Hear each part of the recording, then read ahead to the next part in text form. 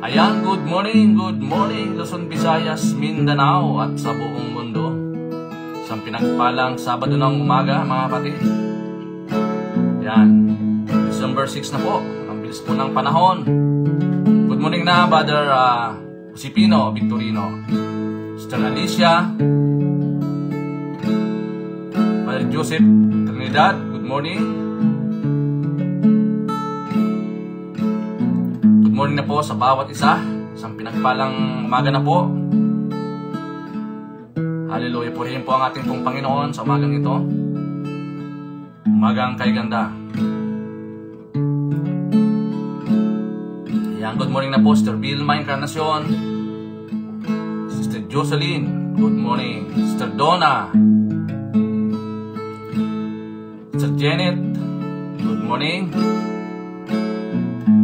Ipuntagin po mga kapatid sa ating pong mga kaibigan, kapamilya, kakilala, katrabaho. Yan, para naman po sila ay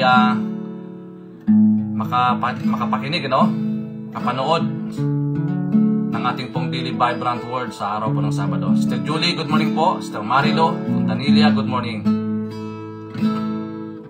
Yan, bago tayo mag-umpisa, tayo po umawit sa ating pong Panginoon. God is able. Magandang umaga na po, Pastor John. Sister Josephine Jongko, good morning. Yes, Lord, you are able, Lord. God is able. He will never fail. He is almighty God, greater than all we see, greater than all we are. He has done great things, lifted up, defeated the grave, raised to life. Our God is able. In His name we overcome. For the Lord our God is able. Yes, Lord. You are able, Lord God.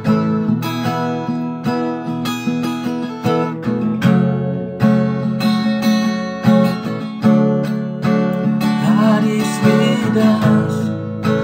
God is on our side. He will make a way far above all we know, far above all we hope. And He has done great things, lifted up, defeated the grave. Yes, Lord.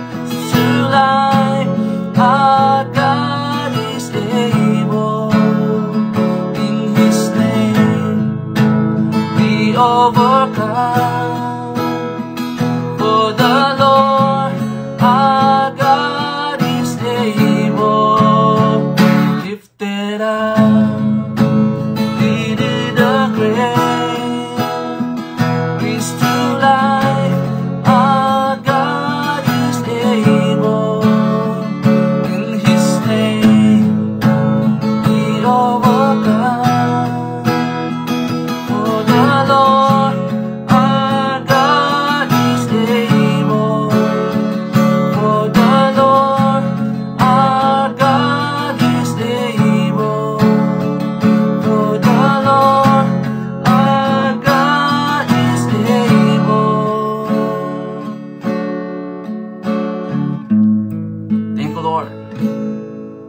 You are able to do exceedingly and abundantly above all we ask or imagine, according to the power that works within us, now and forever. Thank you, Lord God, for the heart of worship sa umagang ito, Panginoon. Dalangin ko, nakating dyan sa iyong trono ang aming pong pagsamba sa umagang ito, Panginoon, Lord, because you deserve the glory, you deserve the worship of your people, Panginoon. Salamat po sa umagang ito. Muli, kami po ay nagpapasiyasat muli, Panginoon, Lord God. We We ask, Lord, for your cleansing power, the blood of Jesus today. Purify your people, Lord God. Cleanse us. Purify us from all unrighteousness. And Lord, make us worthy even to dwell in your presence today, Lord God. Gawin niyo po kaming, Lord, karapat-dapat, Panginoon Diyos, na lumapit sa iyo, mag-aral sa iyo ng salita, Panginoon.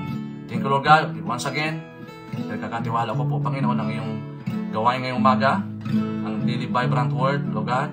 Dalangin ko na ma-empower po ito, Panginoon, ng Santong Espiritu. At maranasan po namin, Panginoon, ang manifestation, Lord God, sa iyong buhay. Pagpalain niyo pong araw na ito, Diyos. Sa iyo lamang lahat ng papuri. Pagluwalhati sa pangalan ni Jesus. Amen and amen. Ayan, good morning na po sa bawat isa. Pastor Annie, good morning. Ayan. Salamat po sa Panginoon sa kanyang kapangyarihan, that He is able to do exceedingly and abundantly above all we ask or imagine according to the power that works within us. Thank you, Lord, sa umagang ito. Sir Aster, good morning. Okay, without further ado, tayo na po mag-umpisa sa ating pong pag-uusapan ngayong umaga. At ito po ay very common, sa atin po, mga kapatid. Ito pong verse natin pong tatalakayin, yung Ephesians chapter 3, verse 20 to 21. Sabi po dito, now to Him who is able to do exceedingly and abundantly above all that we ask or think or imagine, according to the power that works in us. To Him be the glory in the church by Christ Jesus to all generations forever and ever. Tagalog po, sa Kanya na makakagawa ng higit pa kaysa maaari nating hilingin at isipin sa pamamagitan ng Kanyang kapangyarihan. Kumikilos sa atin, sa Kanya nawa ang kaluwalhatian sa pamamagitan ng Iglesia ni Kristo sa lahat ng salinlahi magpakailanpaman. Amen and amen. So ating pong title, mga kapatid, The Power That Empowers and God is Able. So gaya po natin inawit, mga kapatid, God is able. He is able. He is more than able to do immeasurably, sa ibang translation, di ba? Above all, we comprehend or ask or imagine according to the power, the dunamis power that comes from the Lord. So marami pong mga pangyayari. There are moments when life make us feel limited. Minsan ba nakakaranas tayo na parang kulang yung kakayanan ko, limited strength, limited resources, naghihingalo na yung resources natin, limited time, gahol na gahol tayo sa oras, and limited solution. Wala tayong makitang positibong mga pananaw o solusyon. Minsan ba dumating na sa ating buhay ang ganyung mga kaisipan, but God is never limited. Tanda natin. Kung ang tao limitado, yung iniisip, yung ginagawa, si Lord is unlimited. Never limited, Hindi natin kayang limitahan ang magagawa ng ating Panginoon Diyos sa ating pong buhay. Good morning na po, Pastor June Vilas from Lubang, Ayan. Pastor Persus, good morning po. Brother Armando. Yan. Okay, so while we measure possibilities by what we can see, God works beyond what we can imagine. Kaya nga, kapag tayo minsan nakakaranas ng parang nahahapo, Tanda natin na ating katawan ay mahina po, minsan sunod-sunod yung yung mga atake ng kaaway sa atin. Oo, mga kapatid. Minsan, nagwa-wonder tayo, But sabi ni Paul, sa Ephesians, alam mo po, ang Ephesians po, bago po yung Ephesians 3:20, dito po sa verse 16, in-encourage po ni Paul yung mga mananampalataya sa Efeso na palakasin yung kanilang pananampalataya. that Christ may dwell in your hearts through faith, sabi niya. That you being rooted and grounded in love. Kasi parang nagsuswi-swi, ano? Yung kanilang pag-ibig. And may be able to comprehend with all the saints what is the width, and the length, and depth, and the height, to know the love of Christ which passes knowledge, that you may be filled with all the fullness of God. Kaya nga sa verse 20, sabi niya, now to Him who is able to do exceedingly and abundantly above all we ask or imagine, according to the power that works within us. Si Paul declares and tells yung mga kapwa niya manampalataya, no, that God is able. Kayang gawin ng Diyos. Able to supply when we lack. Kung nalala natin, yung first miracle ng ating pong Panginoon doon sa Cana, yung the wedding, no? Never tayo i-disgrace o ipahiya ng Panginoon, mga kapatid. Kasi nga, ang purpose ng mga trials ay para mabigyan ng kaluwalhatian ang ating Panginoong Hesus. He is able to supply when we lack. And also, He is able to strengthen when we are weak. Diba? And also, He is able to heal us nang tayo po ay may karamdaman, broken. And also, He is able to restore what sins lost. Kaya wag lang tayo mawala ng pag-asa. He also able to answer prayers that sound impossible. May mga senaryo na parang ang layo ng Panginoon sa atin. Yung panalangin natin hanggang kisame lang, dinakating sa langit. He is able to answer that. And also, He able to open the doors of opportunities that no man can shut.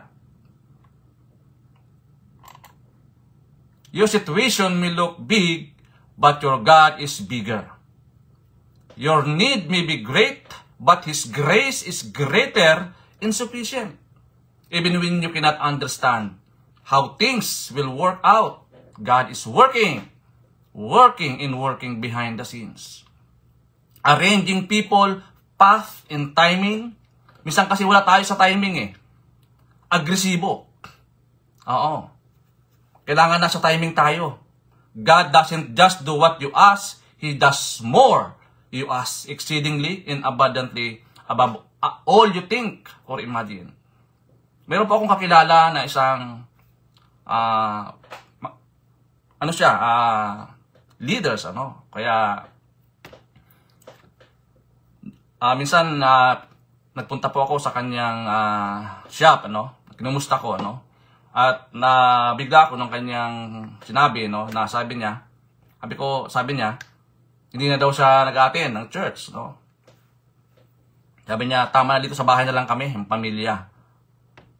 Take note, ito pong binabanggit ko, sila po ay workers, oh. Pamilya po sila, no, mga kapatid. Nakita ko yung frustration sa mukha niya. Oo. Sabi ko, pwede ba tayo mag-pray sandali, ano, para, ano, mag-pray kami, maya-maya pinaliwanag natin. Marami po siyang mga binanggit, mga negative, no, na karanasan. So sabi ko, may pagkatawag sa atin. Meron pong calling sa atin ng Panginoon, sabi ko nga sa kanya. At hindi kayang limitahan yan, ano mga sirkumstansya. Kasi nga, ang tendency kasi mga kapatid, tumitingin tayo sa tao. Yun po nangyari sa kanya, parang natisod, no? Kasi tumitingin siya sa tao. Tanda natin, ang tao, hindi siya perfecto, no? Prone siya, no? Vulnerable. Lalo na kapag hindi pa siya rooted, no? Malago sa panampalataya. So sa madaling salita, mga kapatid, nalungkot ako doon sa kanyang sinabi, no? Sabi niya, di ko na kailangan pumunta pa sa church kasi dito sa bahay pwede naman kami mag-worship, pamilya, no? So okay naman 'yon. Pero sabi ko nga sa kanya, may calling tayo as a leader, a pastor, no? kailangan natin makipag-fellowship. No? Kailangan natin alagaan yung tupa na inintrust sa atin ng Panginoon. So minsan, may mga time na ganun, na nakakaranas tayo ng mga burnout, no? At hindi naman po talaga yan kaila. Kasi nga, iyan ang plano ni Satan. Lalo na yung mga kanyang lingkod. Lalo na yung mga lingkod ng Diyos. Oo. Yung mga nangunguna. Yan talagang unang target ni Satan. Primary target tayo ni Satan, mga kapatid. Kaya nga, sabi ni Paul, in-encourage ni Paul yung mga yung believer sa Ephesians church na hindi tayo exempted sa mga pangyayaring ito. Pero sabi niya, huwag tayo mawala ng pag-asa because God is able to do exceedingly and abundantly above all we ask or imagine according to the power that works within us. The power within you is greater than the struggle that is in front of you. Tandaan po natin, mga kapatid, ang kapangyarihan sa loob mo ay mas malaki kaysa sa pakikibaka na nasa harap mo. Anong pong patunay, mga kapatid? The Holy Spirit. The Holy Spirit is the source of power. Kaya kapag wala ka ng power, ibig sabihin, hindi mo na pinapakain yung espiritu mo ng spiritual food, mga kapatid. Kaya yun ang nangyari, no? Sa taong ito na nakausap ko. Maaring na busy na sa lahat ng kanyang ginagawa. Oo. Kasi may business kasi, ano? Isa pa sa nakita ko doon sa kanya is parang may sinasabi siyang hindi maganda towards the yung congregation, ano? Tanda natin, ang source ng power natin ay ang Holy Spirit. Hindi yung galing sa talento natin. Oo. Yung binabanggit yung pong tao, talented. Oo. Yung kanya pong may bahay, worship leader. Yung kanya lang mga anak, tumutugtog. Hindi galing sa talento, hindi galing sa lakas ng tao, ang kapangyarihan na nagbibigay buhay o nagbabago ng buhay at nagliligtas ng buhay ay nagmumula yan sa banal na espiritu. Ang tunay na lakas ng Kristiyano ay hindi natural, kundi supernatural. Kailangan talagang mabago tayo from inside out. Kaya sabi ni Zechariah chapter 4 verse 6, not by might, nor by power, but by the Spirit, says the Lord. Hindi sa pamamagitan ng lakas o sa pamamagitan ng kapangyarihan, kundi sa pamamagitan ng aking espiritu, sabi ng Panginoon. Di ba, mga kapatid? Ang kapangyarihan ay nagbumula yan sa banal na espiritu. So ano po ang puntos natin, mga kapatid, ngayong umaga? Number 1, the God who is able. Romans chapter 4 verse 21, what God has promised, He is able to perform. Ito yung Diyos natin na kapag siya nangako, tutuparin niya. Hindi tulad ng tao na kapag nangako, minsan nakakalimutan. Oo. Diba? Pero si Jesus, napako sa krus para matupad yung pangako. Mga kapatid, Paul begins with a strong declaration. Mga kapatid, that Him, Jesus, who is able, and He is not limited by time, by resources, human ability. Kaya minsan, yung pagiging sobrang galing natin, iyan na minsan nagpapabagsak sa atin eh. Kasi mangyayari dyan, yung pride eh. Oo. Sabi po dito, human ability, circumstances, impossibilities, it means, mga kapatid, walang bagay na hindi kayang gawin ng Diyos. Walang bagay na ipagkakait sa iyo ng Diyos. Because He is able. Mga kapatid. Number 2, God does more than we expect. Ano ito? Exceedingly and abundantly. Above all. Meron pa ba na tataas o lalaki pa? Siya na nga yun eh. That God goes beyond limits. Diba? Hindi mo kayang arukin ng ating human understanding that God does more than you ask. That God's beyond what you pray for. That God does greater than your imagination. Your thinking is limited. Our thinking is limited. But His power is unlimited. Diba? Isaiah 55 verse 9, my ways are higher than your ways, and my thoughts than your thoughts. Kaya nga si Satan nag-rebuild eh. Diba? Gusto niyang higitan ang Panginoon. Hindi mangyayari. And number 3, God works through His power in us. Yung kapangyarihan, gumagawa ang Diyos sa pamamagitan ng kanyang kapangyarihan sa atin. Kaya nga, limited eh. Unlimited. Oo. Kasi ang tao, limited lang yan. Pero si Lord, si Jesus, unlimited. Oo. This power is the Holy Spirit means you are not powerless. Kapag may banal na espiritu ka sa buhay mo, oo, you are not powerless. And God is actively working inside you. Kaya nga every day, we were renewed by the Lord every day. Di ba? Binabago tayo ng Panginoon araw-araw. Kasi alam ng Diyos, prone tayo. Vulnerable tayo. Kasi mahina tayo. We are weak physically. His strength is operating even when you feel weak. Di ba? Si Lord nangungusap yan sa Biblia, sa salita ng Diyos. Kaya kung hindi tayo nagme-meditate ng Word of God, ng Bible, hindi tayo nagbabasa, o hindi tayo nakikinig, nanonood ng mga ganitong platform, daily devotion, o mga kapatid, paano natin papakainin yung ating spiritual? Kaya nga minsan mahina talaga tayo eh. Kasi ninineglect natin, no? Yung dapat natin gawin, unahin sa ating pong buhay, pakainin yung ating spirito ng mga spiritual food. Oo, mga kapatid. The miracle begins in you and not around you. Kung titingnan natin yung the Samaritan woman, no, doon sa well. Di ba? Kaya tinawag ko nga yan, the first evangelist during the time.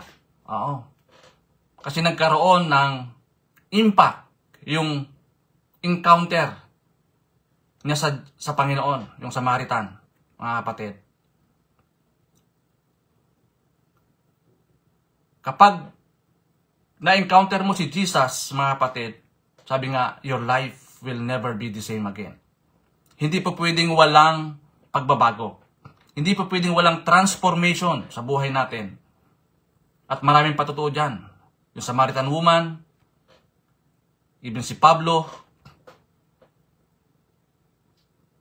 Kasi nga, for it is God who works in you both to will and to do for His good pleasure. Oo. Para maparangalan ang ating Panginoon. At maipakita sa buong mundo na siya ay He is a miracle God. Waymaker, a miracle working. God works through His power in us. Number 4, God's ability creates confidence in prayer. Kaya nga, the Holy Spirit empower us because God is able. We can pray to Him boldly. Di ba mayroon tayong kalakasan, kasiglahan na lumapit po sa Panginoon, mga kapatid. Why? Kasi alam natin na tayo po ay pinatawad na. Sinet free na ng Panginoon. Tinubos na tayo ng Panginoon. Kaya ang kailangan mo lang believe beyond limits. Stand firm even during delays. O minsan nakalungkot po no nakaraang pandemic, ang dami pong mga tumalikod, no? Marami pong mga simbahan nagsara, di nagpatuloy. At marami pong mga kamanggagawa ang bumalik sa dati nilang mga ginagawa. Hindi na nagpatuloy. Stand firm during the delays. And walk by faith and not by sight. Ang kakayanan ng Diyos ay lumikha ng tiwala sa ating pong panalangin. Lalo tayong manalangin. Lalo tayong lumapit. Lalo tayong magsumamo. Oo, sa ating pong Panginoon. Lalo na kapag may mga sakuna. Oo, sa ating pong buhay.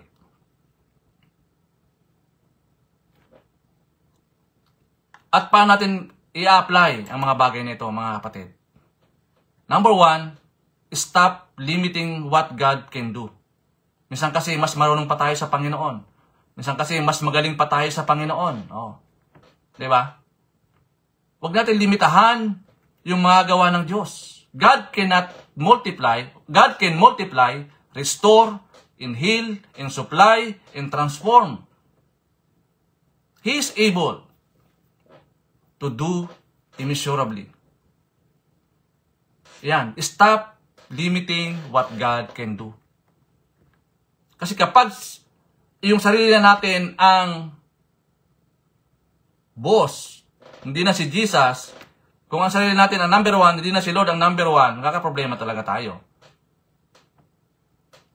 Oo. Kasi nga ang tao, limitado lang ang mga gawa.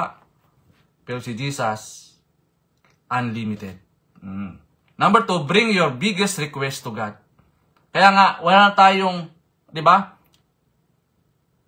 Sabi ni Paul, if anyone is in Christ, he is a new creation. The old self has gone and behold, the new has come. Meron na tayong confidence to approach His throne. Kaya natin ilatag, ibigay sa Panginoon yung biggest request natin sa Kanya. Wala nang pag-alinlangan.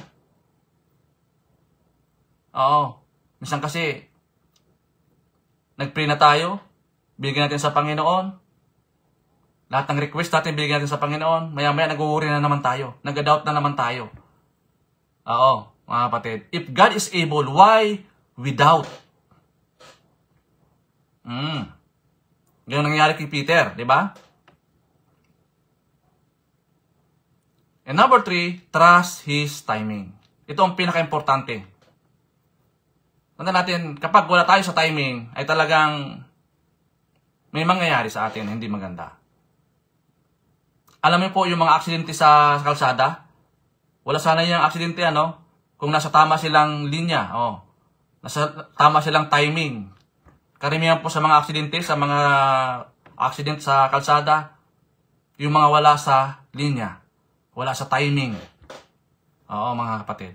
He is able and He knows the perfect time. Diba? Alam ng Diyos. He is the author and the perfecter of our faith. Hawak niya ang lahat ng bagay. Siya ang may-ari ng lahat ng bagay. Ang kailangan lang natin, magtiwala sa Kanya. Nang lubusan. And number 4, rely on the Spirit within you. The same Spirit that raised Christ from the dead is inside you. Diba? Umasa tayo sa Espiritu na nasa atin, na ibinigay ng Panginoon sa atin.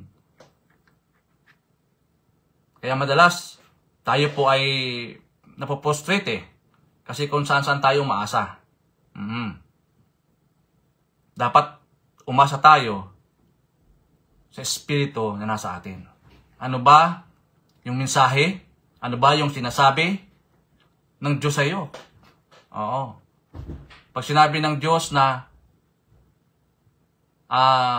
iwaglit mo na yung mga bagay na yan at magpatuloy ka, gawin mo. At malinaw naman yung narinig mo, nabasa mo, na-confirm yung Biblia, gawin mo. Kaya ito pong Ephesians chapter 3 verse 20 reminds us that God is unlimited. God is powerful. And God is working in you and for you. And now you can dream big now. Dream big again. Believe again. Pray again. With conviction, because our God is able. Diba? Kaya nga, ito yung encouragement sa atin. That our labor in the Lord is not in vain. Diba? Mga kapatid. Kailangan lang natin, number 1 is believe. And number 2, declare. And number 3, receive and live on it. So may isa pong storya sa Biblia, yung the blind Bartimaeus. Itong 4 po na ito, believe, declare, receive, and live on it, nakita po natin sa kanya. Sa Mark chapter 10 verse 46 to 52, they came to Jericho as Jesus and his disciples, together with a large crowd, were leaving the city. A blind man, Bartimaeus, which means the son of Timaeus, was sitting by the roadside begging. When he heard that he was Jesus of Nazareth, he began to shout, Jesus, son of David, have mercy on me. And many rebuked him and told him to quiet. Kasi nga, alam mo ang kondisyon ng isang bulag, talagang powerless. Wala siyang kakayanan, bulag eh. Madilim yung kanyang pamumuhay. Oo, mga kapatid. But hindi siya nalimitahan na doon siya sinasabi ng mga tao sa kanya. Kasi nga, he believed in his heart na kapag narinig niya at yung nga nangyari, mga kapatid, bigyan siya ng oras ng Panginoon. At syempre, kung titingnan natin, Jesus stopped and said, call him. So they called to the blind man, cheer up, on your feet, he is calling you. Throwing his cloak aside and jumped to his feet and came to Jesus. What do you want me to do for you? Jesus asked him. The blind man said, Rabbi, I want to see. Syempre, bulag siya eh. Yan ang una-una niyang kahilingan. Gusto niya makakita. At napaka-fascinating po yung... Kasi si Jesus, alam naman niya na on the spot pwede niya pagalingin eh.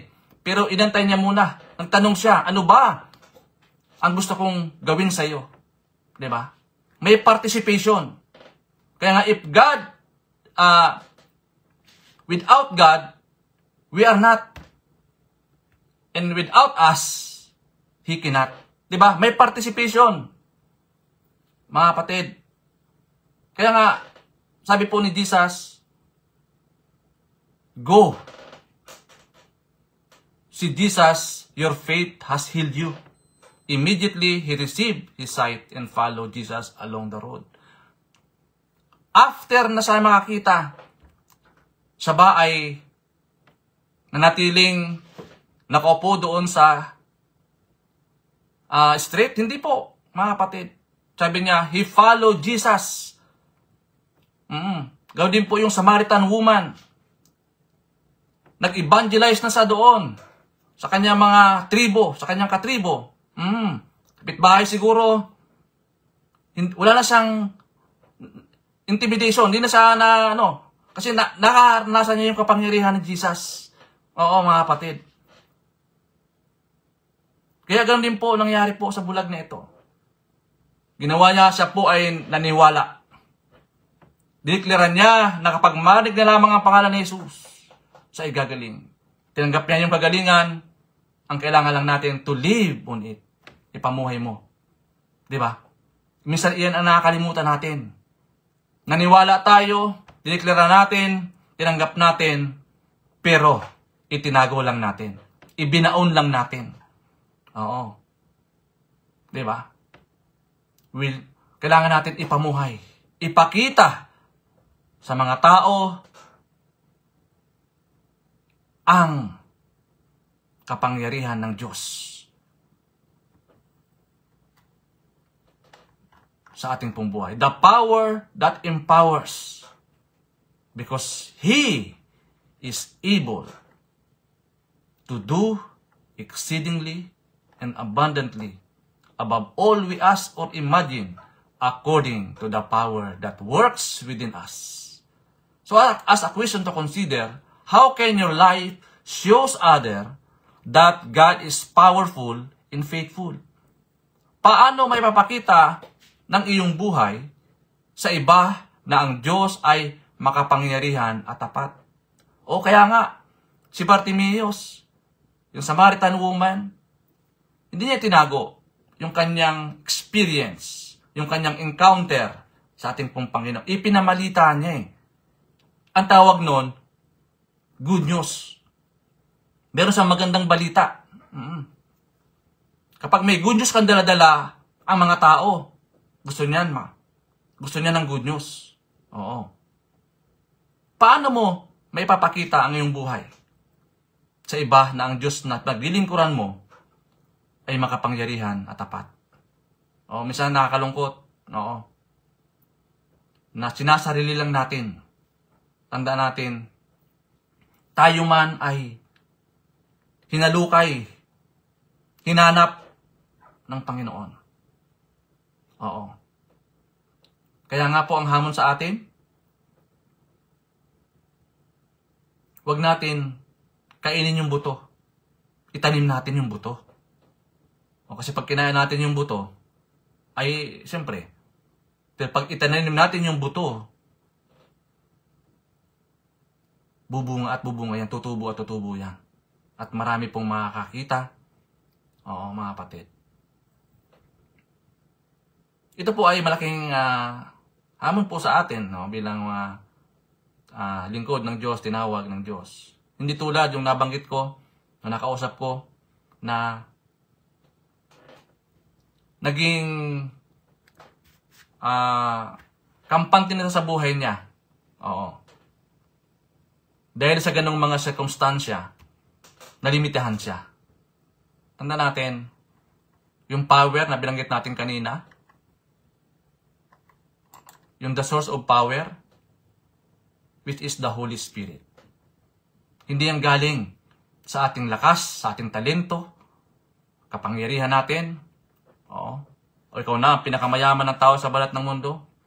Hindi po yan kung wala ang Banal Espiritu sa atin. Dalangin ko sa umagang ito, mga kapatid, ay minsan pa ay pinalalahanan tayo ng Panginoon. In-encourage tayo ng Panginoon. O kaya ginising muli tayo ng Panginoon. Oo. Opo. Na hindi tayo dapat magsawa o malimitahan ng anumang mga negativity na nakita natin sa paligid po natin. Dahil meron po tayo, sabi ko nga, meron po tayong calling. Oo. Meron po tayong mission dito sa mundong ito, mga kapatid. Salamat po sa Panginoon, sa ating pong 38 viewers today. Thank you, Lord. Kuya Boyet from Riyadh, Saudi Arabia. Brother Marlo. Yan. Good morning. Sister Lolita. Ano pa? Sister Sara. Sister Marisa. Salamat po sa inyo, no, sa walang pasawang pagsubaybay sa ating pong Daily Vibrant Words araw-araw. Araw-araw po, iba-iba pong motivation, iba-iba pong encouragement, iba-ibang speakers natin, mga kapatid. At huwag po tayo magsawa na i-share sa ating pong mga kakilala. Panginoon, salamat po sa umagang ito. Dahil ikaw ay Diyos na makapangyarihan sa lahat. At kaya mong gawin ang higit na hinihingi o iniisip ko. Palawakin mo ang aking pananampalataya. Alisin mo po ang mga pagdududa at takot na siyang naglilimita sa aking paglilingkod, pagpapatuloy sa iyong pagkatawag sa amin, Panginoon. Punin niyo po ng iyong kapangyarihan ang iyong puso sa araw-araw. Naniniwala po ako, Panginoon, ikaw ang Diyos noon, ngayon, at magpakailanpaman. Hindi po kayo nagbabago. Oo. You are the same yesterday, today, and forever. Thank you, Lord. Dalayan ko sa umagang ito, Panginoon, na sa araw po nito ay magningas po kami. Maging good example po kami, Panginoon. Kaya po, nang nais po ninyo, Panginoon Diyos.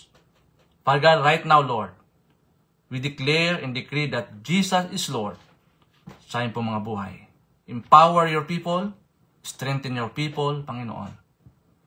Kung mayroon man po sa amin ngayon nakaranas ng panghihina spiritually, Lord, punuin niyo po ang kanilang puso.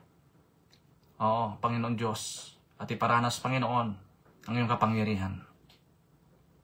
That you are able to do exceedingly and abundantly above all we ask or imagine, according to the power that works within us. Thank you, Lord God, once again today.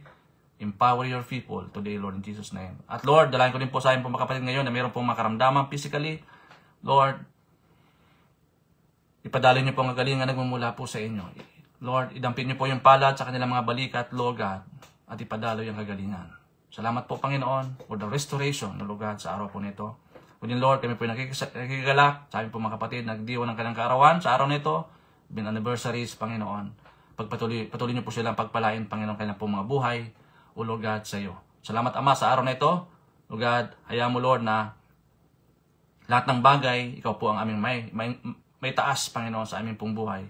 Bigyan mo kami ng kasigasigan, kasayahan, sa paglilingkod po sa inyo, Panginoon. Thank you, Lord. Sa iyo lamang, Lord, lahat ng papuri, pagluwalhati, sa pangalan ni Jesus. Amen and amen. God bless po, mga kapatid.